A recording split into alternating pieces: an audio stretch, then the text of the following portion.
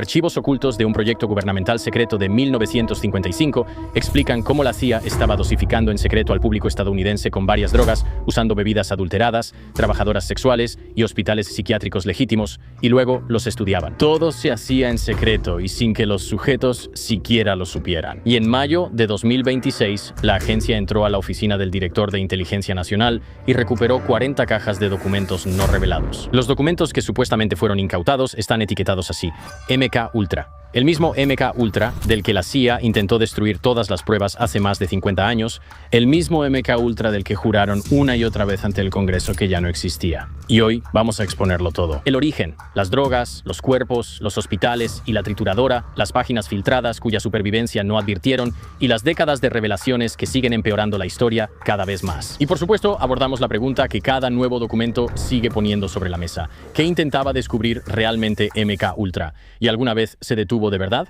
Bueno, hoy vamos a hablar de eso. Así que siéntate, relájate y bienvenido a Camp.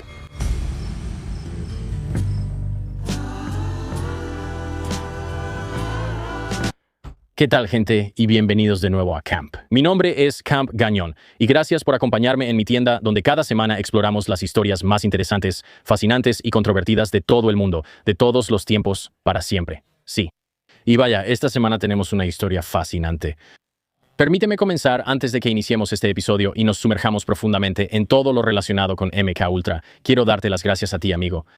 Y también a ti, mujer. Siento que eso es un poco duro. Algunas de las mujeres han estado diciendo que sí escuchan. Eso es cierto. Entonces, ¿cuál sería? ¿Chicas? ¿Damas? ¿Chica campista? Damas es algo bonito. Creo que damas es afectuoso, pero sigue siendo profesional. Tu voz tiene que bajar una octava. Damas. Bueno, damas y también chicos. Quiero agradecerles mucho por hacer clic en este episodio. Cada vez que lo ven, ayudan a mantener las luces encendidas aquí en el campamento y mantienen el fuego ardiendo en la tienda. Y de verdad, significa muchísimo para mí. Han hecho que mis sueños se hagan realidad 10 veces. Y seguiré haciendo este programa hasta que el sol se convierta en cenizas. Pero hasta entonces tenemos muchos más episodios por hacer, así que no quiero perder más tiempo. Pero por supuesto, debo saludar y agradecer a mi querido amigo Christos Papadopoulos. ¿Qué está pasando? Christos, quiero oírte. Te dejaré hablar si lo haces en griego. ¿Cómo estamos, chicos? Uf, maldita sea, eso me pone bien duro. Está bien. Chicos, tenemos un episodio increíble. Estoy muy emocionado por entrarle a esto. Si eres nuevo por aquí, bueno, este es uno de mis temas favoritos. De verdad me fascina y me encanta profundizar en MK Ultra. Pero que conste, no creo que hayamos hecho nunca un episodio completo dedicado solo a MK Ultra, lo cual es sorprendente. En segundo lugar, hay muchas cosas de las que vamos a hablar hoy que yo no sabía antes de investigar sobre esto. Y también un saludo a Sofía y Zach por ayudarme con la investigación. Nunca había entendido completamente la cronología de MK Ultra y cómo se mezcla con muchas otras cosas que han sucedido en la política estadounidense, de lo cual hablaremos más adelante.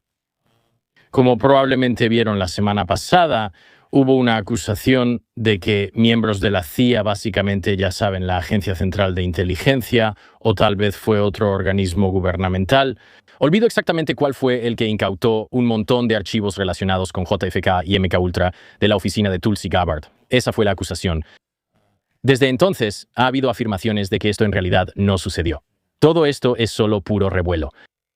Bueno, quiero repasar qué es MK Ultra, qué significa y si realmente alguna vez se detuvo. Pero ¿por dónde empezamos? Christos, ¿tienes una fecha? No tengo una fecha, pero podríamos empezar con lo que es un alboroto. Vaya, no tienes una cita. Estoy sorprendido, Christos. Realmente sorprendido. Quiero decir, normalmente tengo citas programadas todas las noches de la semana. Eso no es cierto. Eso sí es cierto. Te he visto hablando. Vas a meterme en problemas. Muy bien, empecemos. 1945. ¿Qué pasa en 1945? Excelente pregunta. La Segunda Guerra Mundial ha terminado. Los aliados entraron en los campos y ven lo que los nazis están haciendo, específicamente los experimentos científicos que están realizando en los prisioneros. Y también han visto los archivos que se tomaron de estos campos de concentración. Estamos hablando de registros detallados de experimentos médicos. Me refiero a cosas brutales, horribles, espantosas, como estudios de hipotermia. Me refiero a estudios con gemelos. Si estás familiarizado con todo eso, pruebas de medicamentos en prisioneros, investigaciones sobre cómo quebrar la mente humana para fines de interrogatorio, condicionamiento y control. Ahora, Todos esos documentos debieron haber ido directamente a un tribunal de crímenes de guerra, y de hecho, esto se utiliza como evidencia y prueba de los crímenes de guerra que se cometieron. Porque, como puedes imaginar, en una guerra a gran escala y con el tipo de limpieza étnica que vimos en la Segunda Guerra Mundial, muchas de las personas que fueron víctimas de esto ya no están, sus cuerpos no han sido encontrados, están enterrados en fosas comunes, así que no hay nadie que necesariamente pueda alzar la voz. Pero si tienes la evidencia de estos atroces experimentos médicos, puedes decir, oye, mira, estos nazis hicieron esto. Tenemos que llevarlos a la horca, pero muchos de estos documentos no lo hicieron. En cambio, Estados Unidos lanzó silenciosamente algo llamado Operación Paperclip. Ahora, siempre quiero ser claro en el programa. Hay ciertas cosas que son conspirativas, algunas cosas que son, digamos, un poco más oficiales. Bien.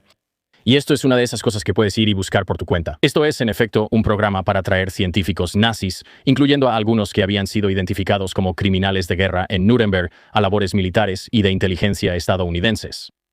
Quiero decir, hicimos todo un episodio sobre Werner von Braun, quien desarrollaba el cohete IG-2 en la Alemania nazi y que vino y ayudó a los estadounidenses a llegar a la Luna. Ahora, durante los siguientes años, más de 700 científicos, ingenieros y especialistas técnicos alemanes recibieron contratos estadounidenses. Algunos de ellos fueron enviados al Camp Detrick en Maryland. Y esto más tarde sería renombrado como Fort Detrick. Probablemente lo del campamento con los nazis fue un poco turbio, ¿verdad? Mejor evitarlo. Y entonces toman a todos estos científicos e investigadores y los ponen a trabajar en programas de guerra biológica y química junto a los estadounidenses, que hasta hace unos años eran sus enemigos directos.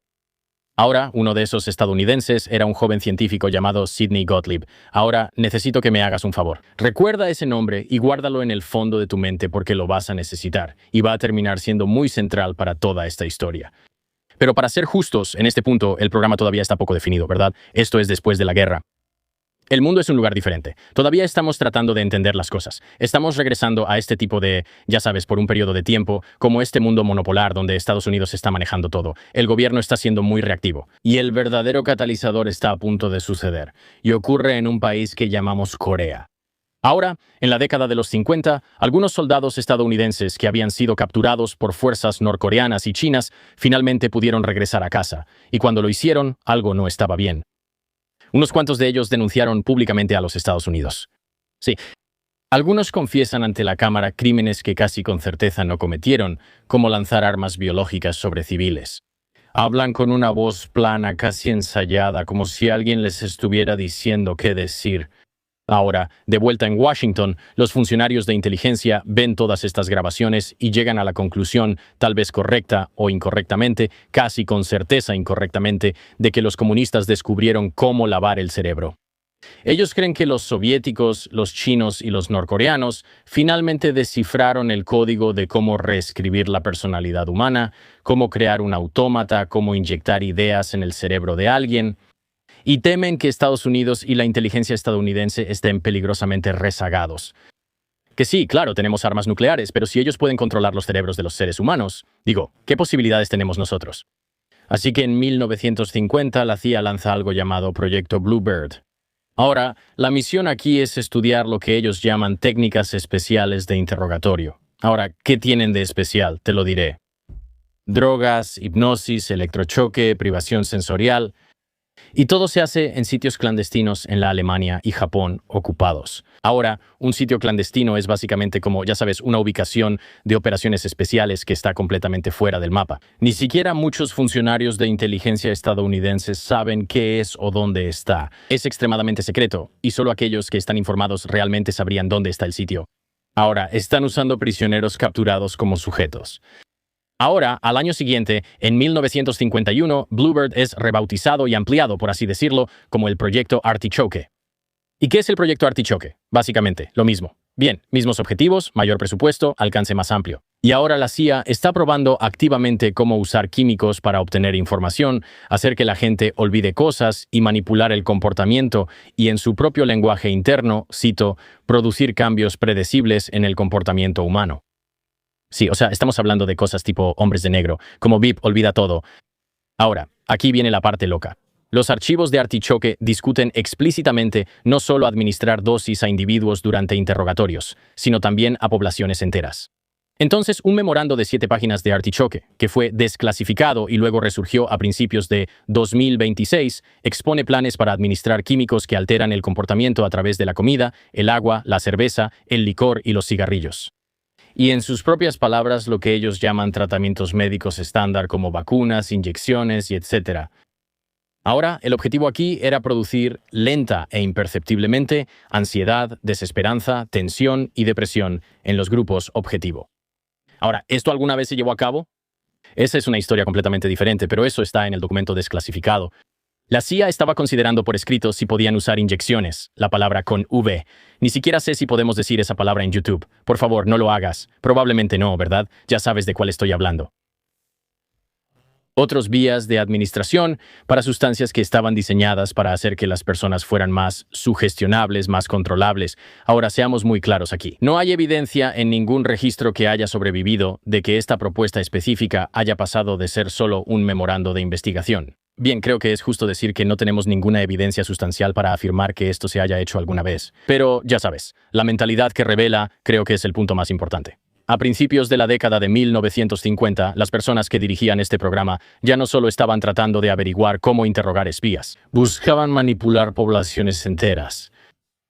¿Quiénes son estas poblaciones? ¿Dónde están? ¿Es un país extranjero contra el que estamos luchando? ¿Es un, ya sabes, adversario? ¿O son, ya sabes, los hombres y mujeres de esta gran nación? Ahora, en la cima de ese pensamiento estaba el nuevo director central de inteligencia. Este es un tipo llamado Allen Dulles. Ahora, el 10 de abril de 1953, Dulles dio un discurso a exalumnos de la Universidad de Princeton, y el discurso se tituló Guerra Cerebral. Y en este discurso básicamente describió cómo, ya sabes, la nueva Guerra Fría es una batalla por la mente humana. Y él presentó todo lo que la CIA estaba a punto de hacer, básicamente, como una respuesta defensiva a lo que los soviéticos ya estaban haciendo. Recuerda, en ese momento ellos pensaban que los soviéticos, los norcoreanos y los chinos, todos tenían esta, ya sabes, capacidad de lavado de cerebro. Así que les dijo a los presentes que los comunistas habían descubierto cómo, y cito, hacer que un hombre hiciera cualquier cosa. Y les dijo que Estados Unidos no tenía otra opción más que ponerse al día. Ahora, en este discurso, ¿está sugiriendo que ellos tienen directamente un programa de control mental? ¿O está diciendo que el comunismo en general, ya sabes, destruye la voluntad del espíritu humano y que ya no somos individuos, solo somos parte de esta sociedad socialista más amplia donde, ya sabes, las personas ya no son individuos? Eso queda un poco abierto a interpretación, pero sabiendo lo que sabemos ahora sobre este proyecto que Allen Dulles, ya sabes, supuestamente está supervisando, cambia un poco el enfoque. Ahora, 3 días después de ese discurso, el 13 de abril de 1953, Dulles aprobó formalmente un programa completamente nuevo. Esto fue una consolidación de todo lo que Bluebird y Artichoke habían estado haciendo, pero ahora con un mandato más amplio, menos supervisión, supongo, y una sola fuente de financiamiento dedicada que no aparecería en ninguna línea presupuestaria normal. Y le entregó el programa a un científico muy joven que mencioné antes. Su nombre es Sidney Gottlieb. Y llamaron a este programa MK Ultra. Ahora, el nombre en sí era bastante brillante. ¿Sabes? MK es solo el prefijo que el personal de servicios técnicos de la CIA usa para proyectos sensibles. Ultra fue elegido básicamente al azar, aunque evocaba la clasificación de inteligencia más secreta de los aliados durante la Segunda Guerra Mundial. Ahora, si juntas eso, el nombre básicamente no significa nada, que es un poco la idea. Está diseñado para no llamar la atención. Podrían llamarlo algo como Operación Roba tu Cerebro o algo así, pero eso sería demasiado obvio si aparece en algún, ya sabes, registro. Como, oye, aquí se canalizaron $10 millones. La gente va a decir, ¿qué es eso? Así que MK Ultra, ellos dicen, es algo secreto, no te preocupes por eso. Ahora, lo que sucede en este programa durante los siguientes 70 años, quiero decir, mataría gente, destruiría vidas, sería encubierto, se filtraría, lo volverían a encubrir y luego las agencias federales pelearían por eso, supuestamente en el año 2026 de nuestro Señor. Pero antes de todo eso, Allen Dulles y Sidney Gottlieb se pusieron a trabajar. Así que la forma en que la cultura popular resume a MK Ultra es el programa de control mental de la CIA, ¿de acuerdo? Lo cual es básicamente cierto, pero en realidad es más. Eso lo hace ver más limitado en cuanto al alcance de lo que realmente estaba haciendo. La verdadera realidad aquí que creo que la gente pasa por alto, es que MK Ultra no fue solo un experimento. No era solo, dar un poco de LSD y controlar el cerebro. Era un programa paraguas. Y es mucho más grande de lo que podrías pensar. Así que estaban financiando discretamente 149 subproyectos separados y en más de 80 instituciones, incluyendo, 44 colegios y universidades, decenas de hospitales, prisiones federales, bases militares, compañías farmacéuticas, de todo, ¿verdad? Así que al menos 185 investigadores del sector privado estuvieron involucrados. Y muchos de ellos realmente no sabían que estaban trabajando para la CIA porque el dinero se canalizaba a través de fundaciones falsas como la Sociedad para la Investigación de la Ecología Humana. Y, por supuesto, el Fondo Gesch-Sticker para la Investigación Médica.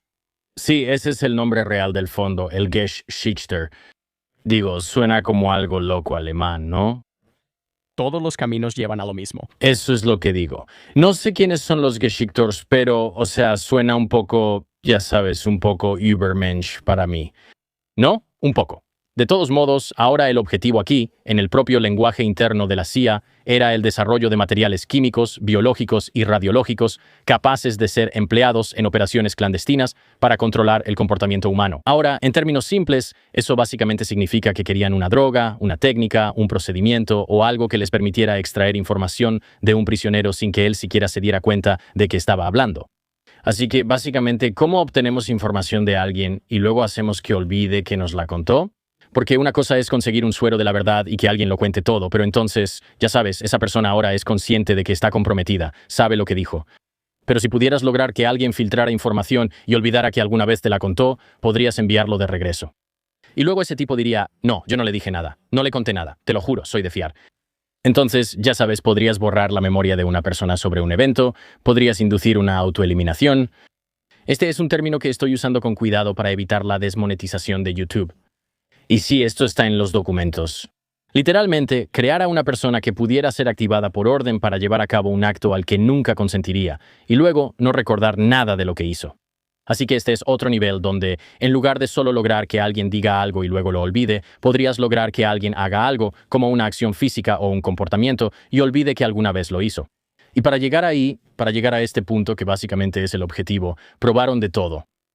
Así que muchas de las cosas que mencioné antes, estamos hablando de hipnosis, eso obviamente está sobre la mesa, privación sensorial, pones a alguien, ya sabes, en un estado donde realmente no está seguro de lo que están haciendo sus sentidos, entonces no puedes recordar las cosas. Electrochoque, sueño inducido por drogas, incluso ráfagas de frecuencias subaurales, que es algo loco de lo que podemos hablar, heroína, cocaína, THC. Incluso pagaron a magos de escenario para que escribieran manuales sobre cómo meter pastillas en las bebidas de las personas sin que se dieran cuenta. Y ese es un subproyecto real, en la nómina de la CIA le estaban pagando a magos. Es como, oye, traigan a Copperfield aquí. No literalmente a él, que conste en actas. Y esto es una broma. Pero sí, vamos a traer a Copperfield. Vamos a hacer que haga un truco y ¡zas! Meta algo sin que se note. Chris Angel. Ni siquiera pongas a Chris Angel ahí, hermano. Me encanta Chris Angel. Te lo juro, amigo. Veía a Chris Angel todo el tiempo cuando era niño. Ni me hagas empezar. ¿Recuerdas cuando caminó sobre la alberca? ¿Lo hace en cada episodio en la introducción? Dios lo bendiga. En fin, financiaron investigaciones sobre la migración de aves como un sistema de dispersión de armas biológicas. Construyeron un laboratorio de radiotelemetría en Montreal para exponer a pacientes psiquiátricos a señales electromagnéticas solo para ver qué pasaba. Pero la droga que llegó a definir el programa y con la que Sidney Gottlieb mismo estaba obsesionado era una cosita llamada LSD.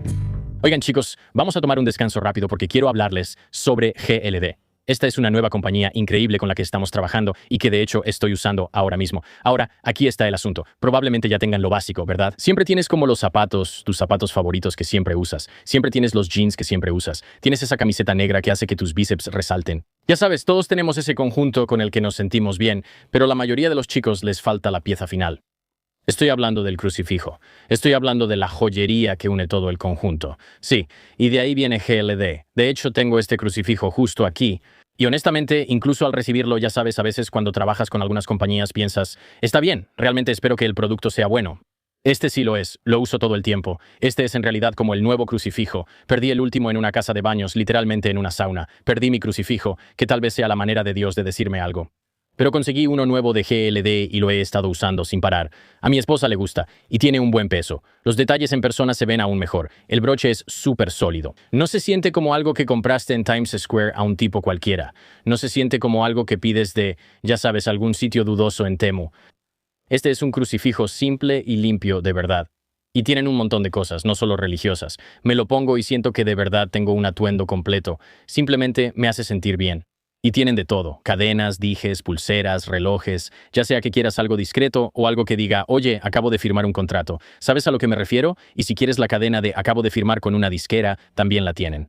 Tienen colaboraciones oficiales con, o sea, básicamente todos, NFL, NBA, MLB, NCAA, NHL, DC Comics, MLS. Así que realmente puedes representar a tu equipo sin parecer que compraste mercancía de un tipo random afuera del estadio. Además, tienen piezas para todos los presupuestos. Pueden ofrecerte desde la pieza básica bañada en oro de 18 quilates hasta la pieza de oro macizo con diamantes naturales e incluso hacen piezas totalmente personalizadas. Así que si quieres un dije único, GLD realmente puede hacerlo para ti. Y cada pieza está garantizada de por vida. Ahora, si aún no te he convencido, déjame mejorar un poco la oferta, ¿de acuerdo? Por tiempo limitado, los oyentes de este programa, Campamento Gañón, Campamento Religión, Campamento Historia y todo el universo de campamentos van a recibir una oferta increíble. Si usas el código CAMP, al momento de pagar, vas a obtener un 40% de descuento en todo tu pedido en gld.com. Eso es un 40% de descuento en todo tu pedido usando el código CAMP al pagar en gld.com. Y después de tu compra, te van a preguntar dónde escuchaste sobre GLD. Diles que lo escuchaste de la buena gente aquí en el campamento. Mark y Cristos te enviaron. Y cada vez que haces eso, realmente ayudas a apoyar el programa. Y muchas gracias a GLD y gracias a ti por sintonizarnos. Volvamos al programa. Así que a principios de los años 50 el LSD era básicamente desconocido. Así que cuando Godley se enteró de esto, estaba convencido de que había encontrado el arma secreta. Él pensó, esta es la clave. Y estaba tan convencido que organizó para que la CIA comprara básicamente todo el suministro global de LSD que había disponible en el mundo. Eso era, en ese entonces, $240,000. A valor actual, eso serían 4.2 millones. Ahora, otro punto que quiero mencionar aquí es que no parece tanto, ¿verdad? No es tanto dinero. Pero creo que lo que está pasando en este punto con MK Ultra es que están diciendo, oye, podemos invertir un par de millones, que para el presupuesto del gobierno de Estados Unidos piensa en lo que gastan en inteligencia, desarrollo, investigación y desarrollo, y ya sabes, el ejército, todo eso. $10 millones no es nada para potencialmente tener el suministro global de lo que ellos creen que es la vanguardia para poder controlar la mente de alguien. Así que para ellos es como, sí, amigo, échale dinero, ¿sabes? Y entonces, ¿qué hacen? Reúnen toda la reserva mundial de LSD y empiezan a usarla. Primero, y hay que darles crédito, se lo dieron a ellos mismos. El protocolo inicial era que todos en la oficina tenían que probar la droga al menos una vez para que supieran cómo se sentiría. Y muy pronto, los agentes empezaron a darse dosis unos a otros. Como si fuera una broma. Les ponían ácido en el café de la mañana y veían a sus colegas sentados en su escritorio diciendo, amigo, todo está conectado. Un agente que fue drogado antes del trabajo corrió por Washington, D.C., convencido de que cada auto que pasaba tenía un monstruo adentro. O sea, es una locura, como viajes de ácido inesperados. En palabras de un historiador de la CIA, se convirtieron en un riesgo laboral, lo cual suena un poco como cosas de chicos. ¿Sabes a lo que me refiero? Como que esta es la única parte de la historia que digo, está medio chido.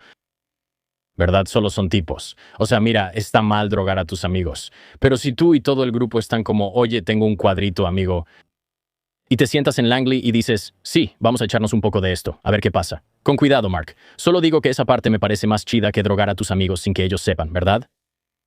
Ahora, aquí es donde se pone loco porque después de eso lo empiezan a hacer con gente de afuera. Así que aquí es donde la historia se pone un poco triste. Prisioneros federales en la penitenciaría de Atlanta fueron drogados bajo la supervisión del Dr. Carl Pfeiffer. Ahora, por supuesto, como suele pasar con, experimentos estadounidenses con la población, busquen en Google los experimentos de sífilis de Tuskegee. 7 hombres afroamericanos en tratamiento de adicciones en Kentucky fueron drogados con LSD durante 77 días consecutivos. Ahora, en el Hospital Estatal de Iona, en Michigan, 142 hombres fueron confinados y luego experimentaron con ellos. En un centro de detención juvenil en Nueva Jersey, los sujetos de Pfeiffer incluso incluían niños. Y esos son solo los experimentos dentro de instituciones, porque la CIA también quería saber qué hacía el LSD en un entorno social normal, como una fiesta, un bar, en la playa, así que construyeron una operación paralela. Esta fuera de los registros, incluso para la mayoría de las personas que trabajaban dentro de la agencia, diseñada para drogar a estadounidenses desprevenidos en su vida cotidiana. Y esto se llamó Operación Clímax de medianoche. En 1955, la CIA estableció su primera casa de seguridad de la Operación Clímax de medianoche en Greenwich Village, aquí en la ciudad de Nueva York. En menos de un año, abrieron una segunda en el barrio de Telegraph Hill en San Francisco y luego, eventualmente, una tercera en Mill Valley. Ahora, lo interesante es que estos no eran como sitios clandestinos de la CIA, eran departamentos, pero detrás de los espejos había cristales unidireccionales, micrófonos ocultos, dispositivos de grabación disfrazados como enchufes eléctricos. Y el hombre que Gottlieb puso a cargo era un agente de la Oficina Federal de Narcóticos llamado George Hunter White, operando bajo el alias de Morgan Hall. Ahora, White, por decirlo menos, es un tipo interesante. En una carta que escribió a su antiguo jefe después de su jubilación, White resumió su carrera así. Fui un misionero de poca monta, en realidad un hereje, pero me entregué de lleno a la causa porque era divertido. ¿En qué otro lugar podría un chico estadounidense de sangre caliente mentir, matar, engañar, robar la palabra con R, que ni siquiera sé si podemos decir, y saquear con la sanción y bendición del más alto? Amigo, ¿qué? ¿Por qué dirías eso? Mira, mentir, engañar, robar, saquear. Es como, bueno, tal vez está usando eufemismos aquí. Matar y luego violar a personas. No hagas eso. ¿Por qué estás diciendo eso? ¿Por qué eso es algo de lo que te sientes orgulloso? Espero que estemos sacando esta cita de contexto porque es una locura dejar eso por escrito. ¿Verdad? O sea, algo loco. Ahora, White era uno de esos que en realidad disfrutaba el dilema moral en el que este proyecto lo ponía, y así es como funcionaba su operación específica. La CIA les pagaba a las prostitutas $100 la noche, con protección garantizada contra el acoso policial, para atraer clientes a las casas de seguridad. Las bebidas que esperaban a esos clientes estaban dosificadas, generalmente con LSD, a veces con otras sustancias, dependiendo de lo que Gottlieb quisiera probar. El cliente no tenía idea de que nada de esto estaba sucediendo. Ahora, detrás del espejo, en un baño portátil que instaló para su propia comodidad, estaba George White, sentado, tomando un martini, tomando notas y observando el efecto de la droga. Y lo que vio fue una locura. Imagínate que eres un tipo, estás en Greenwich Village, estás en San Francisco. Tú, ya sabes, contratas a una prostituta. Encuentras a una chica trabajando en la esquina. Le dices, oye, ¿cuánto? Llegan a un acuerdo. Suben a la habitación. Ella te da una bebida. Ella te dice, oye, relájate, toma un poco de whisky. Y de repente estás despegando hacia el cosmos, viendo cosas locas.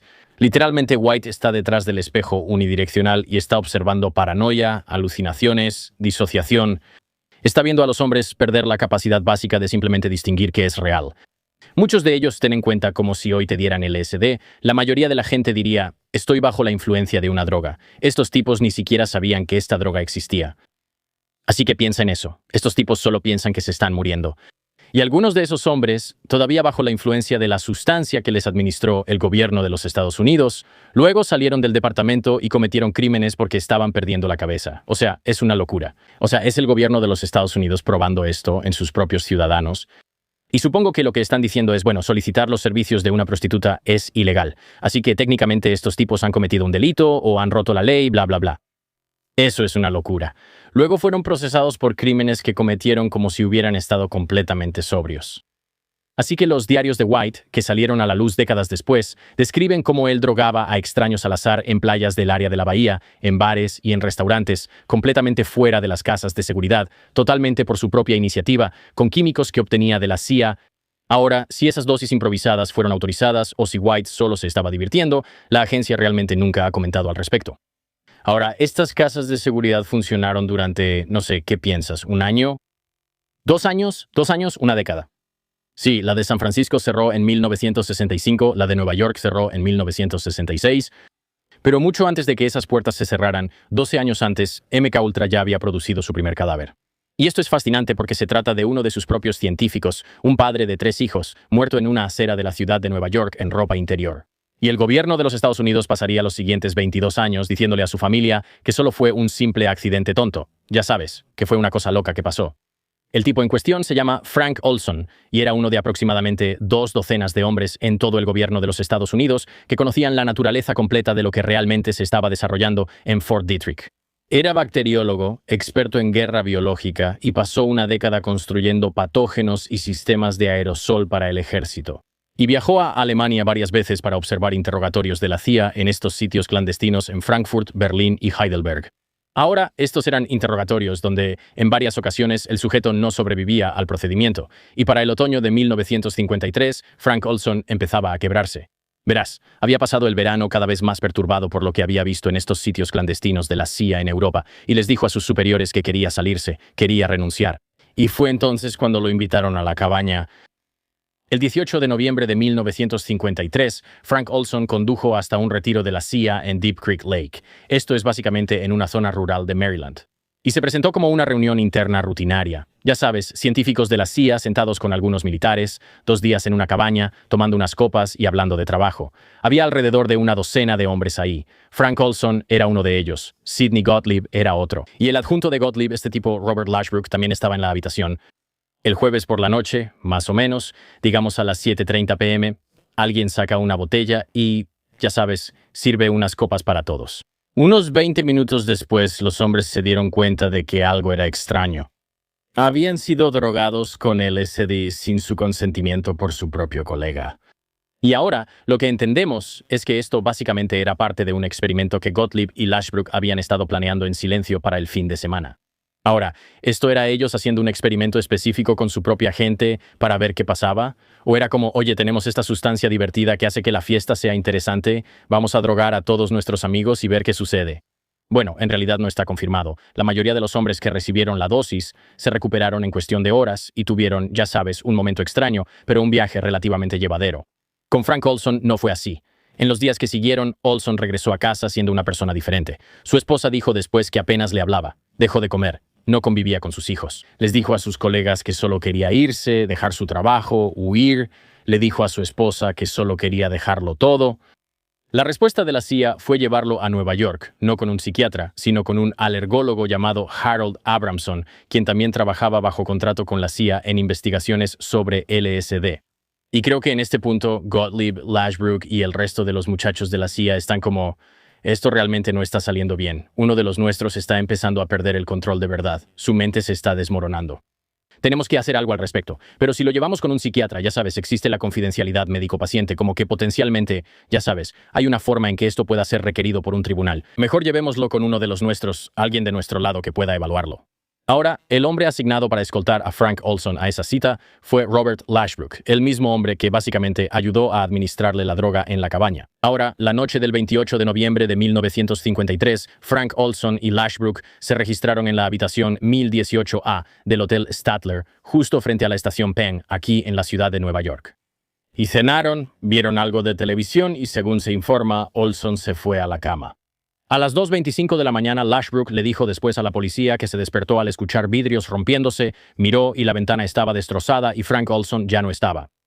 El cuerpo de Olson fue encontrado en la acera, 10 pisos abajo, solo con una camiseta y ropa interior, y la explicación oficial casi de inmediato fue que se quitó la vida. Era un tipo deprimido. Estaba en un estado frágil, tenía un trabajo de mucha presión, estaba teniendo algunos problemas con su familia y simplemente se quitó la vida. La CIA le dijo a la esposa de Olson que su esposo murió de una enfermedad cuyo diagnóstico era secreto. Y ella lo aceptó. De alguna manera tenía que hacerlo. Quiero decir, no había nada más que pudiera hacer. Y así pasó 22 años creyendo simplemente que su esposo estaba enfermo y que tenía un problema de salud mental, y que así fue como él decidió irse. Y luego, en 1975, en medio de la investigación de la Comisión Rockefeller sobre los abusos de la CIA, la familia Olson estaba leyendo el periódico una mañana y vio una breve mención enterrada en la página 37 del informe de la comisión. Y este informe básicamente hablaba de un científico del ejército sin identificar que había recibido LSD sin su consentimiento en 1953 y que posteriormente murió. Y la familia empezó a juntar las piezas. Y dentro de los 10 días de que esta historia saliera a la luz, la familia Olson estaba sentada en la oficina oval mientras el presidente Gerald Ford se disculpaba personalmente por lo que básicamente le había pasado a su papá, a su esposo. Ahora, el director de la CIA, William Colby, también se disculpó. El gobierno le ofreció a la familia un acuerdo de $750,000. Esto equivale aproximadamente a $4 millones en el dinero de hoy. Y a cambio, la familia retiró su demanda. Ahora, eso debería haber sido el final de la historia, pero de nuevo, esto es MK Ultra, y por supuesto, las cosas se ponen aún más locas. En 1994, el hijo de Frank Olson, Eric, hizo que exhumaran el cuerpo de su padre, literalmente lo desenterraron y básicamente quería una segunda autopsia. Y el patólogo forense que la realizó se llamaba James Stars, de la Universidad George Washington. y encontró algo que nadie esperaba. Encontró lesiones craneales consistentes con un golpe en la cabeza que, según él, ocurrieron antes de la caída. ¿Entiendes lo que estoy diciendo? La evidencia sugería que Olson había sido dejado inconsciente dentro de la habitación del hotel antes de que saliera por la ventana.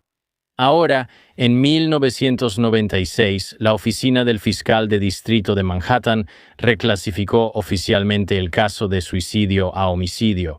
Y hasta el día de hoy, nadie ha sido acusado por la muerte de Frank Olson. Ahora, eso es una locura. Piensa en eso. Literalmente, el Distrito Sur de Nueva York, el fiscal de Manhattan, dijeron, sí, este no fue un tipo que saltó por la ventana. Este es un tipo que fue golpeado en la cabeza y arrojado por la ventana. Ahora, las cosas están a punto de dar un giro aquí, ¿de acuerdo? Por más horrible que sea la historia de Frank Olson, al menos puedes decir una cosa, ¿verdad?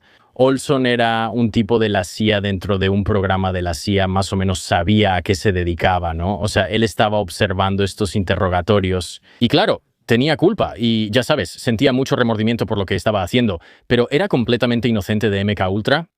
¿Sabes? O sea, claro, lo que le pasó estuvo mal, pero mucha gente señala que él seguía siendo alguien de adentro. Bueno, las personas en el siguiente capítulo de la historia, ellas no sabían que estaban involucradas. Pensaban que solo iban a ver a un doctor.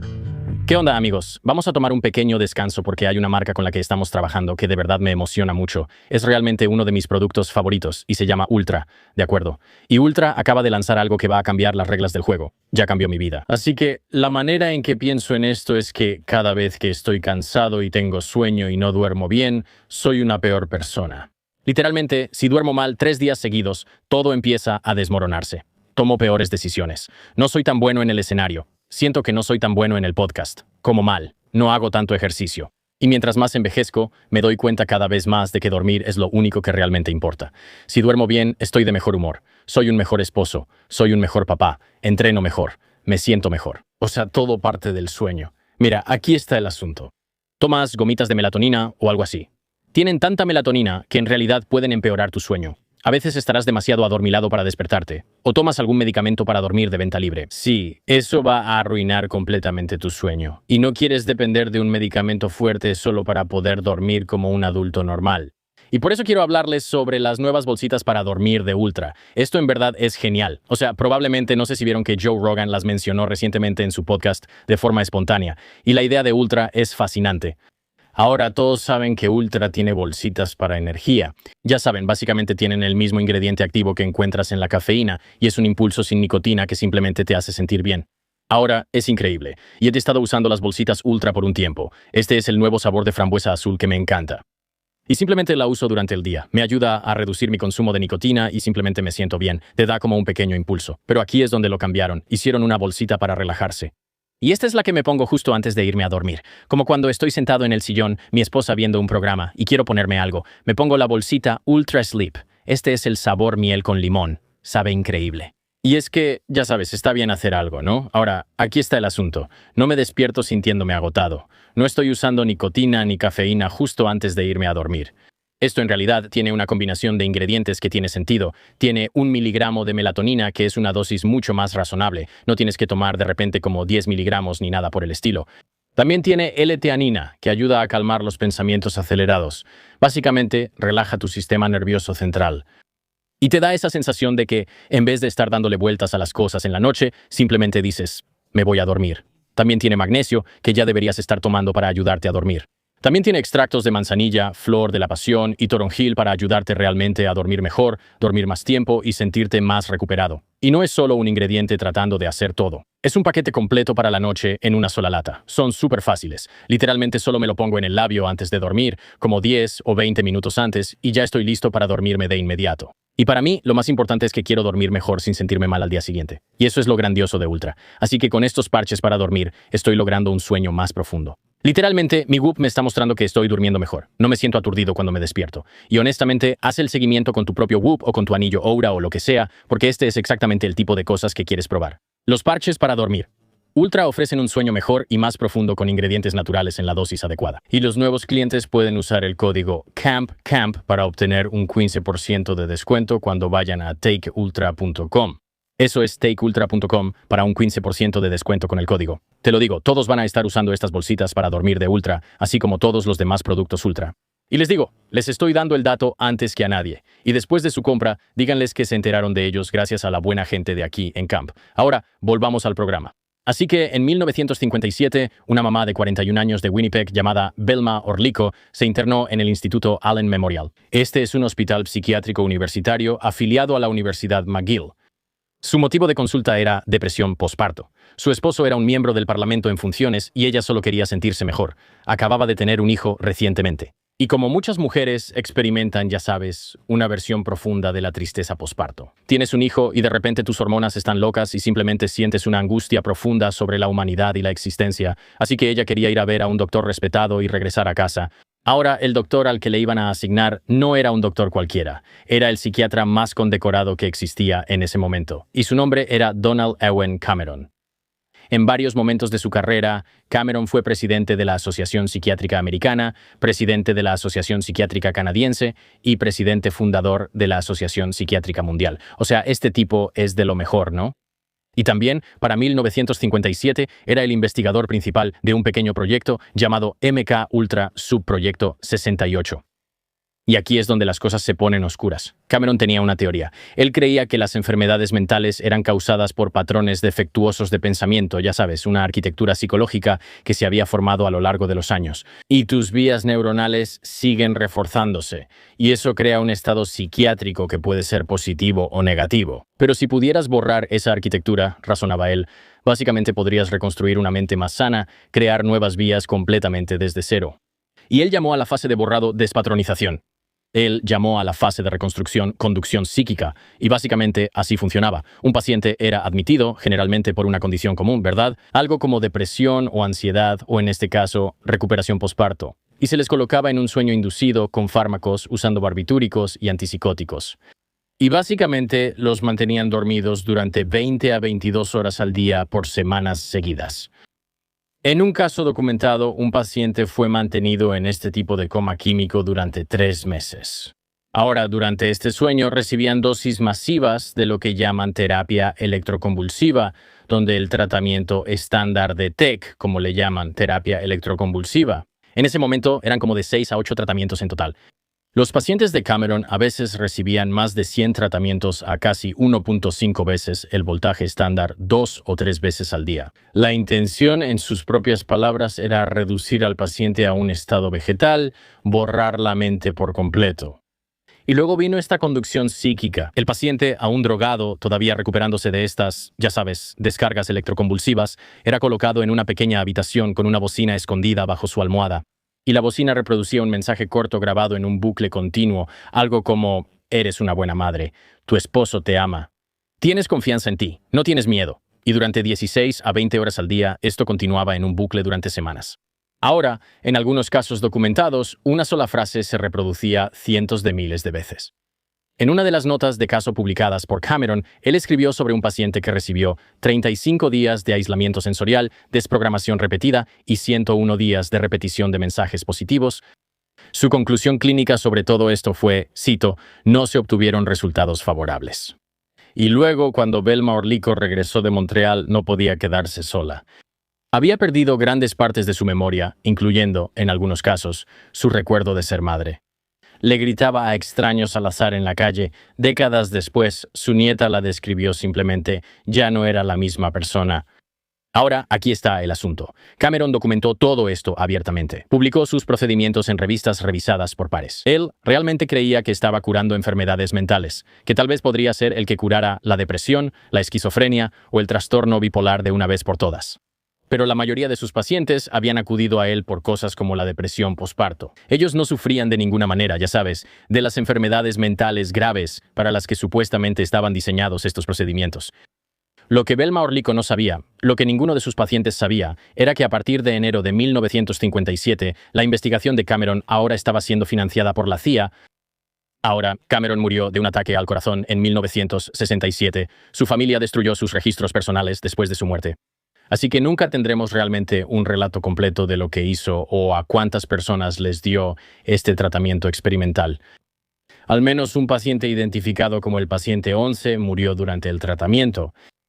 Velma Orlico fue una de las 9 víctimas canadienses que acabaron demandando directamente a la CIA. Su esposo, como mencioné, era miembro del Parlamento, David Orlico, quien llevó el caso durante casi una década. Finalmente se resolvió en 1988. La CIA declaró públicamente que no asumía ninguna responsabilidad. También fue financiado por el gobierno canadiense, que, como estoy seguro que adivinaste, tampoco fue revelado a los pacientes. Las indemnizaciones todavía se siguen pagando, básicamente hasta el día de hoy, de manera silenciosa, muchas veces bajo acuerdos de confidencialidad, NDAs, para decirte básicamente, oye, te vamos a pagar, pero mantén la boca cerrada. Una demanda colectiva en nombre de aproximadamente 60 familias adicionales para 2026 todavía está avanzando en los tribunales de Quebec. Ahora, esto es lo que hizo MKUltra, no en casas de seguridad, no en prisiones, sino dentro de hospitales respetados. Dirigido por el presidente en funciones de la Asociación Mundial de Psiquiatría, financiado por 2 gobiernos diferentes. Usando pacientes comunes que habían acudido solo pidiendo ayuda regular para problemas de salud mental bastante rutinarios. Ahora, la parte loca de esto de lo que acabamos de hablar, eso fue solo parte de un proyecto, uno de 149 subproyectos. Quiero decir, imagina lo que hay en los otros 148. Bueno, nunca lo vamos a descubrir. Todo lo que vamos a poder hacer es imaginar, porque para cuando el público empezó a hacer preguntas, la CIA ya había destruido básicamente todas las pruebas. Así que antes de desglosar todo eso, tenemos que retroceder unos años. Para mediados de los años 60, incluso las personas que dirigían MKUltra empezaban a darse cuenta de algo extraño. Ellos decían, estamos invirtiendo todo este tiempo, energía y dinero en este programa, y no está funcionando realmente como querían. Años de experimentos con LSD no habían, según ellos, producido un suero de la verdad utilizable. La CIA había comprado toda la reserva mundial de ácido, drogó a cientos de estadounidenses y canadienses sin que lo supieran y torturó a decenas de pacientes psiquiátricos hasta dejarlos con discapacidades permanentes. ¿Y qué tenían para mostrar por todo eso, verdad? O sea, científicamente, según ellos, básicamente nada. Así que en 1964, MKUltra fue discretamente reestructurado, y el nuevo término general simplemente se llamó MK Search. Tenía un alcance mucho más limitado, tenía más supervisión y se enfocaba en encontrar nuevos agentes incapacitantes en colaboración con el cuerpo médico del ejército de los Estados Unidos. En este punto, la búsqueda de esa droga perfecta de control mental para igualar lo que tenían los soviéticos o los norcoreanos, todo eso estaba llegando oficialmente a su fin, MK Search funcionó hasta 1971. Según documentos que salieron a la luz años después, algunos experimentos de MKUltra continuaron discretamente hasta el 10 de julio de 1972, cuando Gottlieb ordenó personalmente que se detuvieran los últimos. Y luego, en 1973, el ambiente político simplemente se vino abajo por completo. Ocurrió el caso Watergate.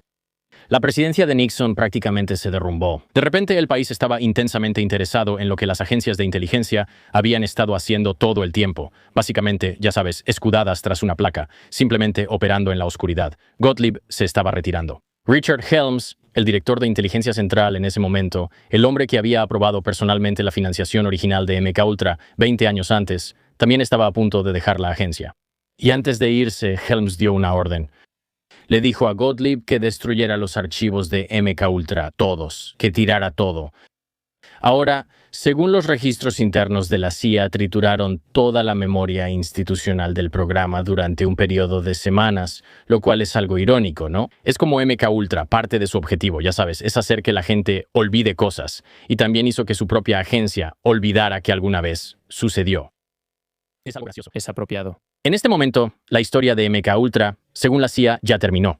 Está enterrada, ya no existe. Intentamos algunas cosas, invertimos algo de dinero, matamos y lastimamos a algunas personas. No funcionó. Quemaron las naves, se deshicieron de los papeles, terminamos. Excepto por una cosa, cuando Gottlieb y Helms buscaron todo lo relacionado con el programa, revisaron los archivos activos. Buscaron los archivos inactivos y sacaron expediente tras expediente del gabinete, pero no buscaron todo porque pensaron, bueno, ya tenemos todo lo obvio. Ya sabes, revisamos nuestros propios archivos y ahí es donde está todo, pero se les escapó una cosa. Esta es la sección de presupuesto y finanzas de la Oficina de Servicios Técnicos, los registros financieros. Porque en 1970, por razones que nadie en la agencia ha explicado completamente, alguien archivó alrededor de 20.000 páginas de correspondencia de MKUltra con la documentación presupuestaria en lugar de los archivos del proyecto. Y luego las enviaron al Centro de Archivos Inactivos de la agencia en las afueras de Washington. Puedes ver cómo sucede eso, ¿verdad? Tienes la información financiera como, oye, ¿de dónde vino el dinero y cuánto fue y qué estaban haciendo realmente? Se suponía que esas cosas siempre debían estar separadas, pero de alguna manera la parte de qué estamos haciendo terminó en la caja del dinero, y esos archivos básicamente se quedaron en una caja en un edificio donde no debían estar. Así que durante el siguiente año y medio, así fue como estuvo. MK Ultra, según los registros, era algo que nunca sucedió. Las personas a cargo quemaron todos los archivos. Los reportes financieros, claro, haz lo que quieras con esos. No hay nada ahí. Pero entonces un reportero del New York Times hizo que todo se viniera abajo. Y este tipo se llama Seymour Hersh. Él era un periodista ganador del premio Pulitzer y se hizo famoso realmente por revelar la historia de la masacre de My Lai. Y en la mañana del 22 de diciembre de 1974 publicó un artículo de portada que técnicamente ni siquiera era sobre MK Ultra. El titular dice así: se reporta una enorme operación de la CIA en Estados Unidos contra grupos antibélicos y otros disidentes durante los años de Nixon. Ahora, el artículo en realidad trataba sobre un programa aparte de vigilancia interna llamado Operación Caos. En este programa, la CIA había creado archivos de inteligencia sobre más de 10.000 ciudadanos estadounidenses involucrados en el movimiento antibélico. Pero oculto en el reportaje de Hersh había una sola frase devastadora. Él escribió que una revisión interna de 1973 en la CIA también reveló, cito, evidencia de docenas de otras actividades ilegales por parte de miembros de la CIA dentro de los Estados Unidos. Comenzando en la década de 1950, incluyendo allanamientos, intervenciones telefónicas y la inspección subrepticia de correo. Docenas de otras actividades ilegales que comenzaron en la década de 1950, y esa frase creó una grieta. En pocas semanas, Washington estaba en crisis. El 4 de enero de 1975, el presidente en ese momento, Gerald Ford, creó una comisión presidencial presidida por el vicepresidente Nelson Rockefeller para investigar las actividades internas de la CIA. 3 semanas después, el Senado votó 82-4 para crear su propio organismo de investigación presidido por el senador de Idaho, Frank Church. La Cámara de Representantes siguió poco después con el Comité Pike. Los historiadores ahora llaman a este periodo el Año de la Inteligencia. Básicamente la primera vez en la historia de Estados Unidos que toda la maquinaria oscura de las operaciones de inteligencia de la posguerra y realmente lo que estaba haciendo la comunidad de inteligencia, y todo esto fue sacado a la luz por primera vez. Y con este movimiento se expuso MK Ultra. En octubre de 1975, el comité llevó al propio Sidney Gottlieb a audiencias a puerta cerrada, Gottlieb bajo el seudónimo de Joseph Schneider. Y cuando le preguntaron sobre el programa que él mismo había dirigido durante 2 décadas, afirmó que básicamente no podía recordar nada al respecto. Él dice, sí, hice esto, creo que eso pasó, tal vez la verdad no me acuerdo. Pero aquí está el asunto sobre el Comité Church. Estaban investigando un programa encubierto de más de 20 años cuyos archivos habían sido destruidos por las mismas personas que dirigieron el programa solo unos años antes. Pero aún así, tenían suficiente evidencia para impulsar un cambio. Y en 1976, el presidente Ford emitió la Orden Ejecutiva 11.905, la primera orden presidencial formal que prohibía los asesinatos sancionados por Estados Unidos de líderes extranjeros, y prohibiendo la experimentación con drogas en sujetos humanos sin su consentimiento informado y por escrito. O sea, bastante loco, ¿no? Es como si dijeran, está bien muchachos, ya basta, no más drogas en personas sin avisarles. Ya sabes, no puedes simplemente ponerle drogas a la gente sin avisarles. Tienes que decírselo primero. Además, ya que estamos en eso, ¿podemos dejar de matar a todos? Es una locura que hayan juntado esas dos cosas. Bueno, o sea, básicamente las dos cosas son inyecciones sin que lo sepas, ¿sabes? Sí, está bien. ¿Verdad? Es como, oye, deja de inyectar drogas en la gente. También deja de inyectar balas en la gente. Podemos simplemente hacer eso, menos inyecciones. ¿Qué te parece? Al menos avísales primero. Si quieres ir a asesinar al presidente de otro país, está bien. Solo avísales y consigue su consentimiento informado por escrito, y entonces puedes hacerlo. Creo que es algo bastante razonable. Es una locura que haya sido hasta 1976. En este papelito de aquí. Sí, exactamente. Y fíjate aquí está. Bien. Términos y condiciones. Exactamente. Desliza. O sea, yo siempre me salto esos, así que seguro me agarran. De todos modos, el Congreso creó el Comité Selecto Permanente de Inteligencia del Senado. La era, básicamente, de los programas clandestinos de la CIA sin rendición de cuentas, en teoría, había terminado. Y luego, en la primavera de 1977, la historia da otro giro explosivo. Un empleado de la CIA llamado John K. Vance estaba realizando una inspección rutinaria de la División de Servicios Técnicos de la agencia cuando encontró algo que, según todos, no se suponía que existiera. Y lo que encontró fueron 20.000 páginas al azar de documentos de MK Ultra guardadas en una caja entre los registros presupuestarios y fiscales. Estos son los mismos registros que mencioné antes y simplemente estaban ahí en el centro de archivos inactivos de la agencia. Y entonces todos se dieron cuenta de lo que había pasado. Gottlieb y Helms los pasaron por alto en 1973 cuando estaban destruyendo todo. El Comité Church los pasó por alto de nuevo en 1975 y habían estado en el edificio equivocado, archivados en la caja equivocada durante 7 años. Mientras la CIA le decía con confianza al Congreso y al público que no existían registros. O sea, Sidney Gottlieb literalmente está en una audiencia a puerta cerrada diciendo algo como, sí, no, la verdad no recuerdo nada de esto. Y de repente todos los archivos estaban ahí, en un lugar diferente, en la caja equivocada. Ahora, el senador Ted Kennedy convocó una nueva ronda de audiencias en el Senado en agosto de 1977, esta vez con documentos primarios reales en mano. Y lo que salió a la luz le dio al público, por primera vez, una visión real de la arquitectura del programa, todo eso de lo que estamos hablando ahora mismo. 149 subproyectos, 185 investigadores privados, 80 instituciones, 44 universidades y colegios. Nombres que habían sido tachados en 1975 ahora estaban completamente disponibles. Subproyectos que habían sido listados como simples marcadores de posición genéricos ahora podían ser vinculados a direcciones reales, laboratorios y universidades donde estas cosas realmente habían estado ocurriendo. Y por primera vez, el público pudo ver lo que MK Ultra realmente había sido. Y de nuevo, ahí debería terminar la historia, ¿verdad? Con el Comité Church, las audiencias en el Senado, 20.000 páginas reformas y, ya sabes, la disculpa presidencial a la familia Olsen. Solo, está bien, la regamos. Vamos a resolver esto de una vez por todas. Perdón a todos. Terminamos. No lo vamos a volver a hacer. Solo que ese no fue el final. Todavía no había terminado.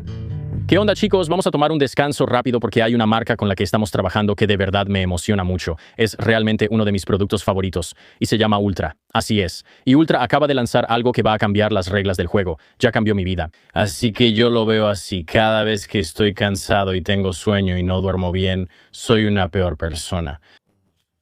Literalmente, si duermo mal 3 días seguidos, todo empieza a desmoronarse. Tomo peores decisiones. No soy tan bueno en el escenario. Siento que no soy tan bueno en el podcast. Como mal, no hago tanto ejercicio. Y mientras más envejezco, me doy cuenta cada vez más de que el sueño es lo único que realmente importa. Si duermo bien, estoy de mejor humor. Soy un mejor esposo. Soy un mejor papá. Entreno mejor. Me siento mejor. O sea, todo parte del sueño. Ese es el asunto.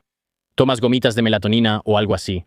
Tienen tanta melatonina que en realidad pueden empeorar tu sueño. A veces estarás demasiado adormilado para despertar, o te tomas un medicamento de venta libre para dormir. Sí, eso va a arruinar por completo tu sueño. Y no quieres depender de un medicamento fuerte solo para poder dormir como un adulto normal. Y por eso quiero hablarles sobre las nuevas bolsitas para dormir de Ultra. Esto en verdad es genial. O sea, probablemente, no sé si vieron que Joe Rogan las mencionó recientemente en su podcast de manera orgánica. Y la idea de Ultra es fascinante. Ahora, todos saben que Ultra tiene bolsitas para energía. Saben, básicamente tienen el mismo ingrediente activo que encuentras en la cafeína y es un impulso sin nicotina que simplemente te hace sentir bien. Ahora, es increíble. Y he estado usando las bolsitas Ultra por un tiempo. Este es el nuevo sabor de frambuesa azul que me encanta. Y simplemente la tomo durante el día. Me ayuda a reducir mi consumo de nicotina y simplemente me siento bien. Te da como un pequeño impulso. Pero aquí es donde le dieron la vuelta. Hicieron una bolsita para relajarse.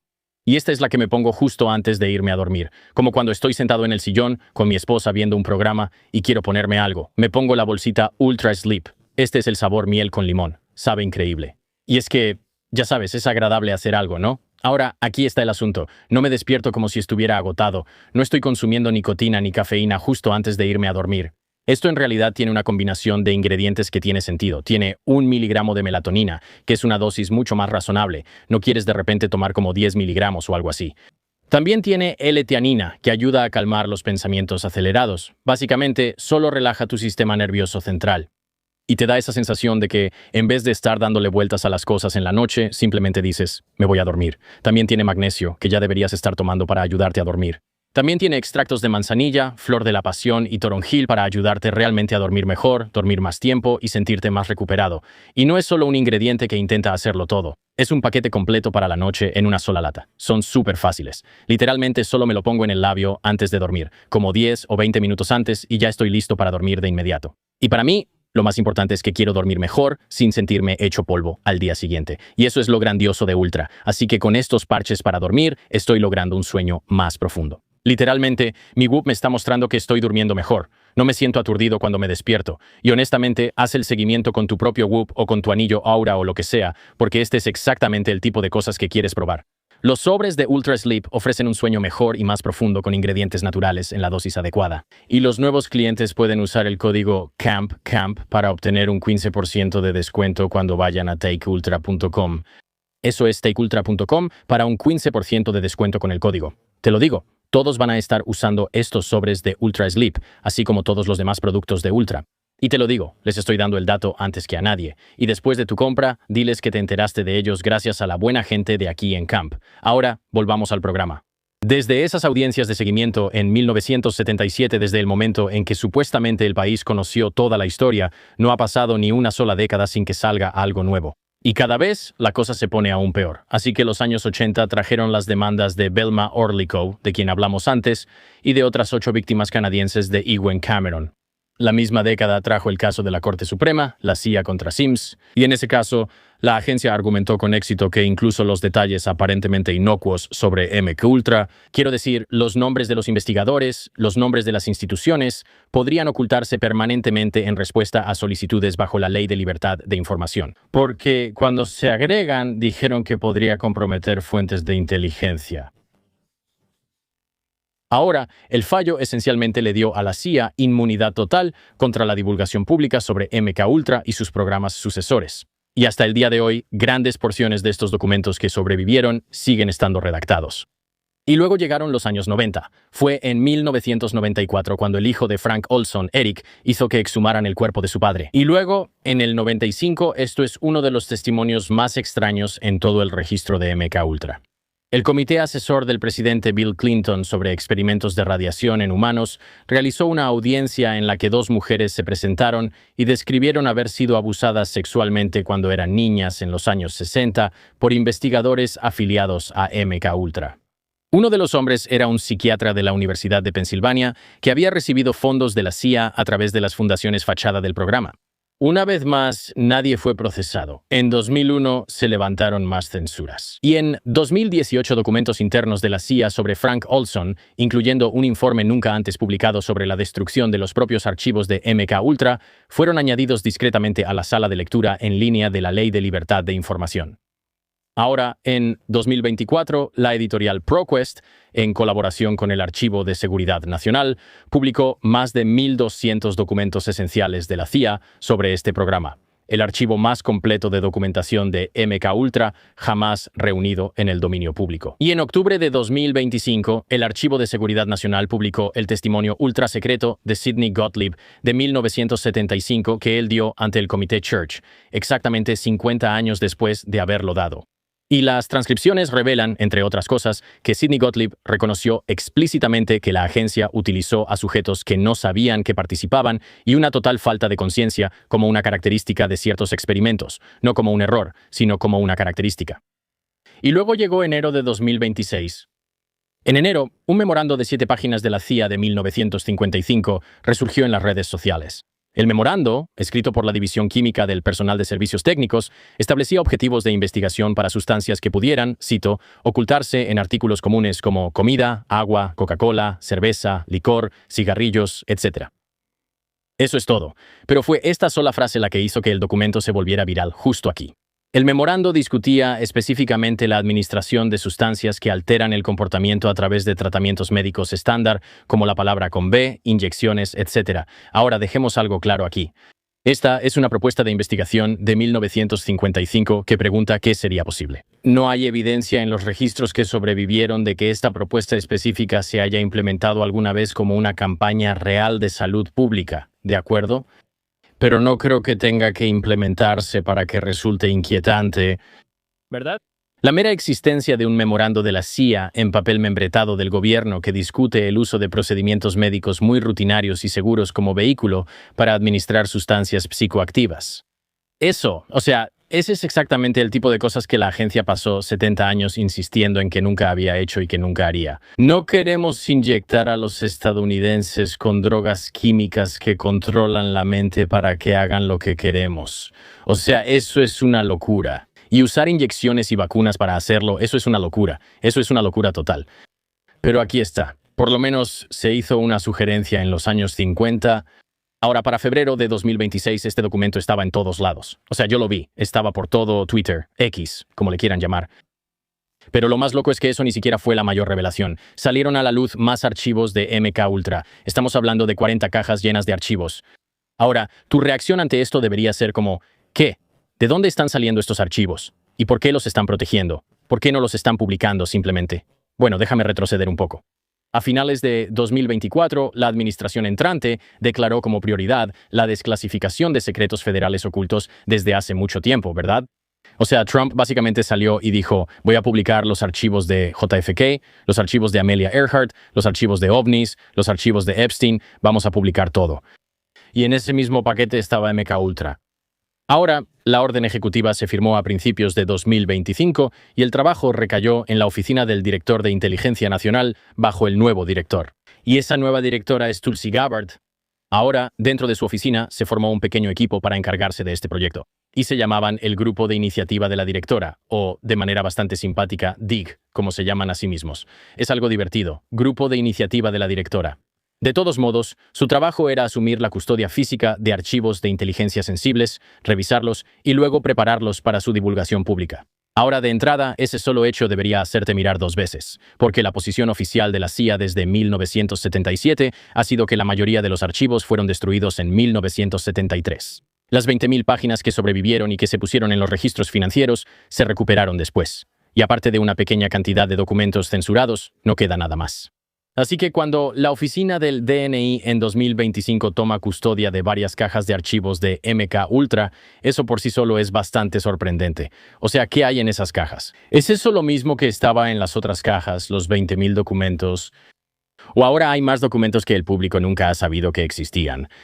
Y por eso, en respuesta, la republicana de Florida, Ana Paulina Luna, anunció una audiencia formal en el Congreso sobre MK Ultra para el 13 de mayo. Ahora, esta es una audiencia única en su tipo, algo que sucede una vez por generación, y un hombre que testificó bajo juramento ese día reveló otra pieza del rompecabezas. Su nombre es James Erdman III. Con 20 años dentro de la CIA fue un oficial superior de operaciones y un tipo bastante creíble. Y él testificó que después de que se canceló la excavación, la CIA entró y recuperó 40 cajas de documentos que estaban siendo preparados para su desclasificación. Ese es su testimonio. Él dice, mira, la gente estaba revisando estos archivos en, ya sabes, la oficina de Tulsi Gabbard. Todos estaban siendo preparados para hacerse públicos. Y antes de que pudieran ser publicados, la CIA entró y se llevó todos los archivos. Y en esas cajas se incluían archivos de MK Ultra, 40 cajas. Ahora, aquí es donde quiero ser muy preciso. Hay varias direcciones en las que la gente ha llevado esto. Y quiero quedarme, ya sabes, con la versión verificada de la historia. ¿De acuerdo? La versión viral fue que la CIA allanó la oficina de Tulsi Gabbard. Y ya sabes, esta palabra allanamiento se repitió en las noticias por cable y en X e Instagram. Ahora, la declaración oficial del DNI negó públicamente que se haya realizado algún allanamiento. El testimonio jurado real de Erdman está redactado con más cuidado. Él no alega que haya habido un allanamiento. Él alega que, después de que, ya sabes, toda esta operación para revisar estos archivos fue disuelta, la CIA recuperó 40 cajas de material de desclasificación que habían sido transferidas al DNI. Pero la acusación más profunda, la que importa aquí, es esta. Un oficial de operaciones de la CIA testificó bajo juramento que material identificado como documentos de MK Ultra todavía estaba siendo disputado entre agencias federales hasta el día de hoy. Y eso por sí solo es bastante loco porque durante medio siglo la postura pública de la CIA se había basado en una línea de pensamiento muy específica, ¿verdad?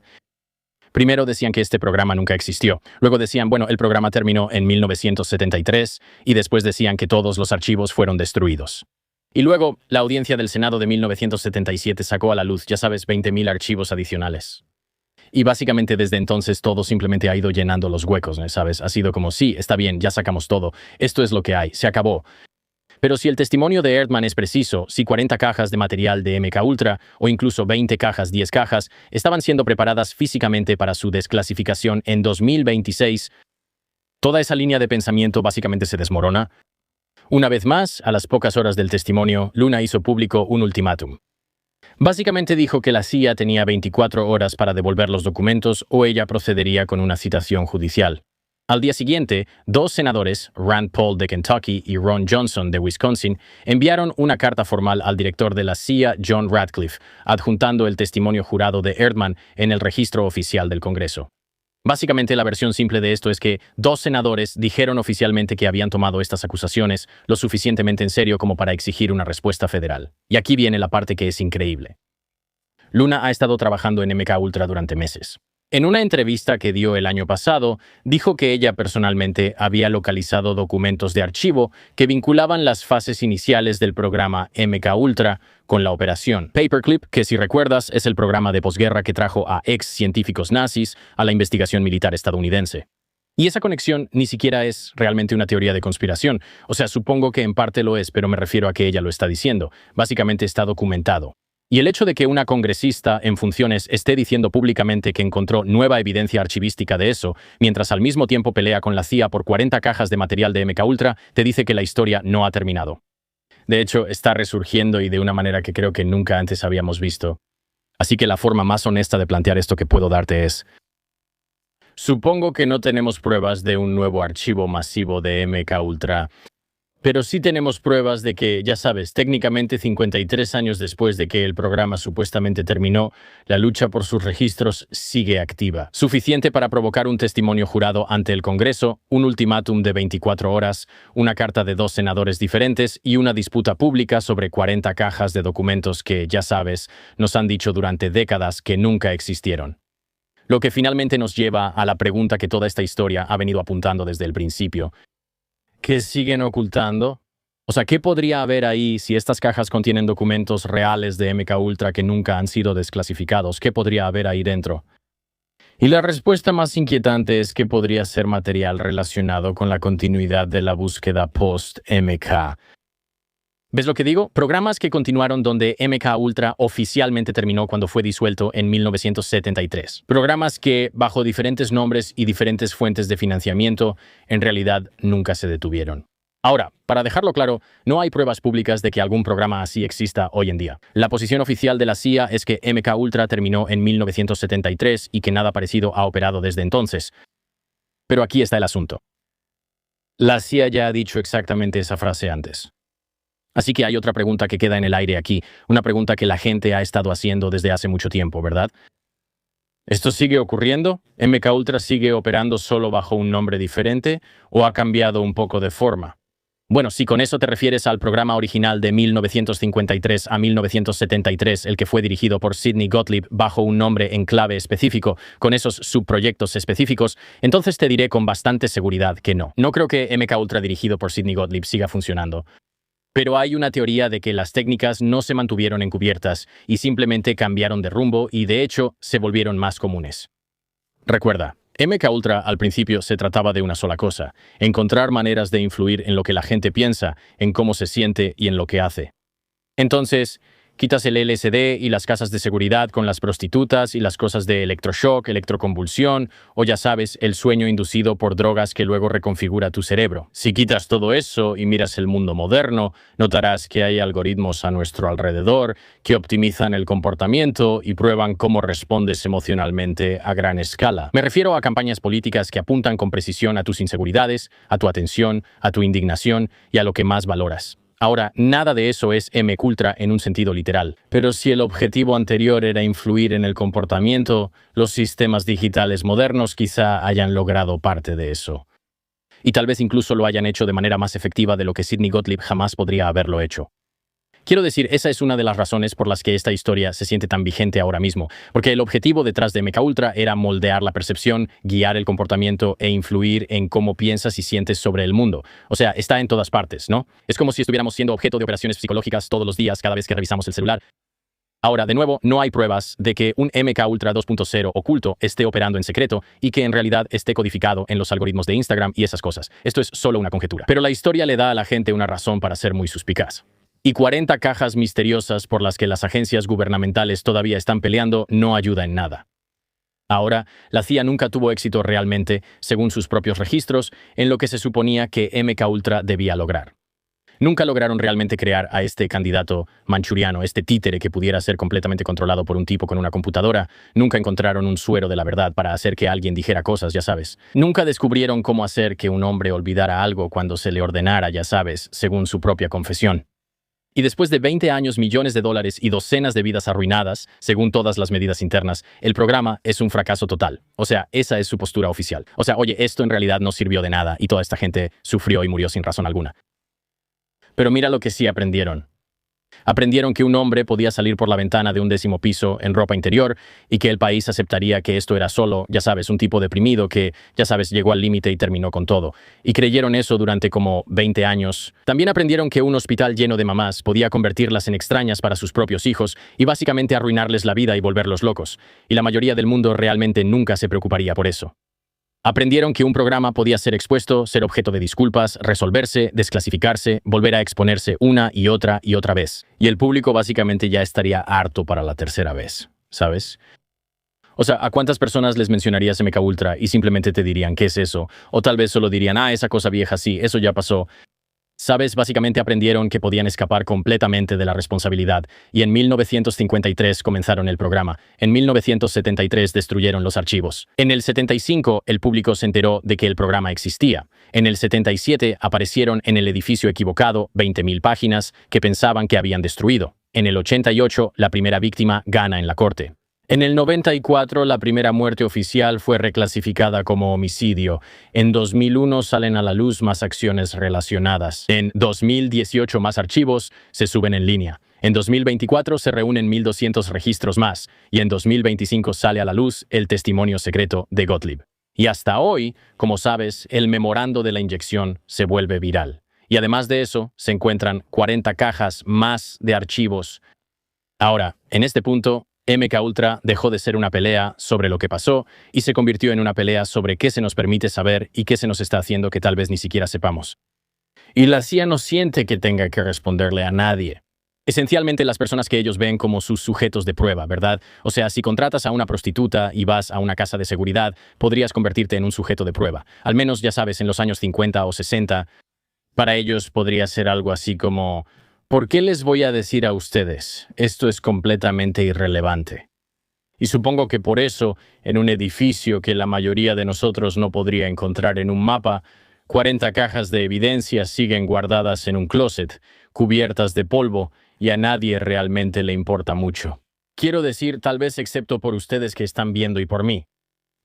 Pero, damas y caballeros, esa es una breve línea de tiempo de todo lo que sabemos sobre el programa MK Ultra. Quiero decir, es una locura, ¿no? O sea, que puedan hacer todo esto y la mayoría de la gente todavía no le importe realmente. Eso es lo que a mí me parece más. O sea, me encantaría saberlo. Antes de que tú y yo nos volviéramos los mejores amigos, Cristos, ¿qué tanto conocías sobre MK Ultra? Nada. Nada. Sí, Naciste en este país. es verdad. Eres un estadounidense de pura cepa. Absolutamente. Te encanta mentir, robar, hacer trampas, saquear. Un par de esas. Está bien. O sea, es algo loco que esto haya pasado. Varias vidas se arruinaron. Ya sabes, seguro lo leíste en una página de Wikipedia. Es como, sí, ya sabes, esta mamá entra y ahora, ya sabes, nunca vuelve a hablar con sus hijos. Sí, ya sabes, este investigador es arrojado por una ventana y muere. Y es como, claro, para nosotros solo es una línea, pero esa es la vida entera de una persona. Y todas las personas conectadas a él, su papá, su esposa, sus hijos, sus nietos, nunca podrán volver a convivir con esta persona por todo esto que hizo el gobierno de Estados Unidos a sus propios ciudadanos y a nadie realmente le importa. Esa es la parte que para mí es la más loca. Es algo así como lo que pasa también con los científicos. Bueno, lo de los científicos, sí, es raro. Y sí creo que hay un poco de curiosidad pública al respecto, pero todavía es un poco inconcluso. Es como, bueno, esta investigadora, ya sabes, Mónica Reza, sale de excursión y desaparece. Y este otro investigador que está conectado con el Pentágono y tiene todos estos accesos, sale a caminar al bosque cerca de su casa y nunca lo encuentran. No es concluyente lo que pasó. Sabemos más o menos que Frank Olson estaba en una habitación de hotel con otro tipo, con Lashbrook. Y luego alguien lo golpea en la parte de atrás de la cabeza y cae por la ventana, o lo empujan de alguna manera por la ventana y muere. Y nadie, o sea, todos están como si nada. Como que nadie va a la cárcel por eso. Lo que diré es poder femenino. Tanto la senadora Paulina Luna como Tulsi Gabbard están dando la pelea en este tema. Sí, es cierto, de verdad me gusta Tulsi. Es genial. Esa mecha gris en su cabello es simplemente icónica. Tulsi es maravillosa. La conocí una vez, De verdad. sí, y fue increíblemente amable, dulce e inteligente. Realmente disfruté platicar con ella. Y me encantaría preguntarle. ¿Qué hay en la caja? ¿Qué hay en la caja? ¿Qué hay en esas 40 cajas? ¿Cuáles son los archivos MK? ¿Los archivos MK Ultra que fueron confiscados? ¿Qué es? Como que apuesto a que van a salir y van a decir, esos eran los archivos viejos que ya se publicaron, estas son las copias físicas, sí, ya los inspeccionaron, todo está en regla. El NDI, ya sabes, el Director Nacional de Inteligencia, lo revisó, y solo los estamos recuperando para que puedan ser archivados en nuestras instalaciones. ¿Eso es realmente cierto? No sé si alguna vez lo sabremos. Creo que lo van a encubrir y van a decir, sí, no, esto es un procedimiento normal, solo estamos sacando esto de aquí. El testimonio de ese tipo, él no sabe nada, trabajó en la CIA durante 10 años, era conserje, ¿qué sabe él? Olvida que el hijo de Frank Olson exhumó su cuerpo, no es gran cosa. O reconócelo, claro, pero todo esto ya se resolvió, ya está hecho. Mira, pienso en MK Ultra de dos maneras, donde, por un lado, he escuchado a personas describir esto con cosas como la visión remota y diferentes proyectos del gobierno sobre visión remota, como Ingo Swann, ¿verdad? Donde básicamente la gente dice, creo que Yuri Geller también fue parte de uno de los programas de la CIA, pero básicamente la forma en que alguien me lo explicó, que creo que es bastante precisa, es que es de bajo costo y alto impacto. Ahora te preguntas, ¿cómo es de bajo costo? Gastaron $10 millones, o lo que hayan sido los acuerdos, tal vez 20, 50 millones. Si ves el presupuesto de defensa del gobierno de Estados Unidos, 50 millones no es nada. Es como un error de redondeo. Así que para ellos es como invertir 50 millones y luego potencialmente obtener una droga de control mental. Como, sí, eso lo harían todo el tiempo. Eso es como si alguien te preguntara, oye, ¿quieres invertir $100 en una empresa? Y hay un 99% de probabilidad de que no pase nada, pero hay un 1% de probabilidad de que ganes $1,000 millones.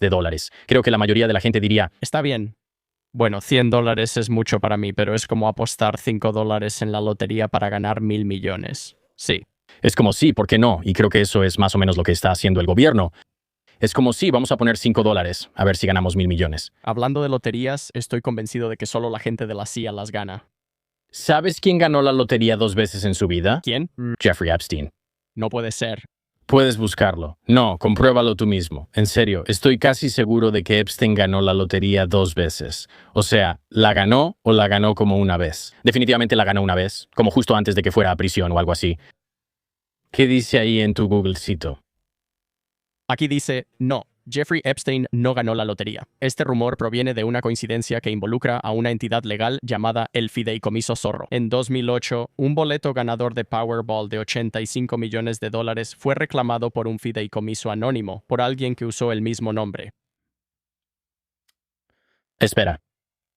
¿El Fideicomiso Zorro? Sí. ¿Sabes cómo se llama el rancho de Epstein, verdad? No, Rancho Zora. no puede ser. Y luego fue reclamado por un tipo que también se llamaba Jeffrey Epstein. ¿Acabamos de toparnos accidentalmente con algo? No, esta es la teoría que escuché que aparentemente no es cierta. Mi error. Pero yo digo, ¿cómo que qué quieres decir? Fue por el Soros Trust. Y luego también un tipo llamado Jeffrey Epstein del Soros Trust es quien lo reclamó. El verdadero ganador fue un trabajador de supermercado que vivía frente a la tienda de conveniencia donde se vendió el boleto en Oklahoma. Ella simplemente usó Zorro Trust para cobrar su premio, lo cual no tenía ninguna relación con el Zorro Ranch Trust de Jeffrey Epstein en Nuevo México. Lo permitiré. Bueno, todos aprendemos algo en este programa. Oye, Y me alegra que ahora estén más informados. Sí, así que déjenme volver un poco. ¿Saben quién no ganó la lotería? ¿quién? Jeffrey Epstein. Eso es genial. ¿No es una locura? Sí, Pero hay una mujer que era cajera en un supermercado en Oklahoma que ganó. es cierto. Bastante loco. Todo eso para decir que simplemente me parece una locura que la gente esté como en una especie de apatía. Esto es de lo que hablaba Aldous Huxley, ¿verdad? En Un Mundo Feliz. Siempre hago esta comparación, así que perdón si ya la has escuchado antes, pero la gente leía 1984 de George Orwell y decían, ese es el futuro, ese es el gobierno, nos van a oprimir, nos van a controlar, van a decidir qué podemos y qué no podemos ver. Aldous Huxley escribe una novela distópica muy similar llamada Un Mundo Feliz. Y en Un Mundo Feliz él dice, no necesitan quemar ninguno de los libros. Simplemente te van a dar soma. Vas a estar bebiendo soma todo el día. Eso te va a poner en una especie de estado opiáceo donde simplemente no te afecta nada. pero yo sostengo que la gente en esos libros la está pasando mucho mejor que nosotros ahora. Tal vez. ¿Hacen fiestas sexuales todo el tiempo? Sí, necesitamos que nos suban un poco la soma. Sí, tenemos menos sexo por persona. Es por la soma, amigo. Tal vez nuestra soma es tan buena que ni siquiera nos importa. Lo dudo. ¿Y cuál es la soma que estamos usando? Yo diría que es tu teléfono. Sí, Detente. Deja tu teléfono, amigo. Sal afuera. ¿Y sabes qué? Deja de escuchar este podcast. no. Vamos, como que no. De hecho, ve a escuchar el episodio de Ingo Swann. Ve a escuchar el episodio de Frank Olson. Puedes escuchar si quieres, pero sinceramente me importa tu salud. Sal afuera. Ve a pasar el rato con personas que realmente conoces. Ve a pasar el rato con tus amigos. Ama a tu familia. Toca el pasto. Está en la naturaleza. Mira a tu alrededor. La vida es increíble. Fin de semana del Día de los Caídos. Sé que están pasando algunas cosas tristes, lo entiendo. Pero de verdad, todo lo que tenemos es a los unos a los otros. Y todo lo que realmente tengo son mis amigos cercanos, mi familia. Y al final del día, en eso es en lo que me voy a enfocar. Tengo que amar a mi gente. Y no creo que debas dejar de exigir justicia por todas estas cosas terribles que han pasado en el mundo. Pero no te pierdas luchando contra molinos de viento, Don Quijote, ¿sabes? De todos modos, ese ha sido un breve resumen de MK Ultra. Que Dios los bendiga a todos. Les agradezco que hayan sintonizado. También tengo buenas noticias. Hay algunas cosas de las que quiero hablarles. Primero, estoy de gira. Camp Gañón en vivo. Vengan a verme. Voy a visitar varias ciudades a finales de año. También estoy de gira con mi buen amigo Andrew Schultz. Así que si quieren verme abrir su show, traten de conseguir boletos. Probablemente ya estén agotados. Además, encima de todo eso, tenemos una sociedad secreta. Se llama patreon.com/patreon.com Camp Gagnon. Ahí van a obtener episodios sin anuncios, episodios extra y reuniones mensuales por Zoom donde todos platicamos. Además, si te gusta el contenido de historia, tenemos History Camp, donde hablamos de todo lo que ha pasado en la historia. Si te interesa saber lo que la gente cree para ser una mejor persona en este planeta, tenemos Religion Camp. Puedes checarlo. Y para todas tus demás necesidades de lo misterioso, lo místico, investigaciones profundas, teorías y conspiraciones, bueno, hacemos eso aquí en Camp Gañón. Y hacemos episodios aquí 2 veces por semana, todas las semanas. Así que asegúrate de suscribirte, comentar, darle like y ayudarnos a hacer crecer este programa a niveles nunca antes vistos en el mundo. De todos modos, que Dios los bendiga a todos. Muchas gracias por sintonizar otro episodio y los veré la próxima semana. Que tengan un bendecido Día de los Caídos. Paz.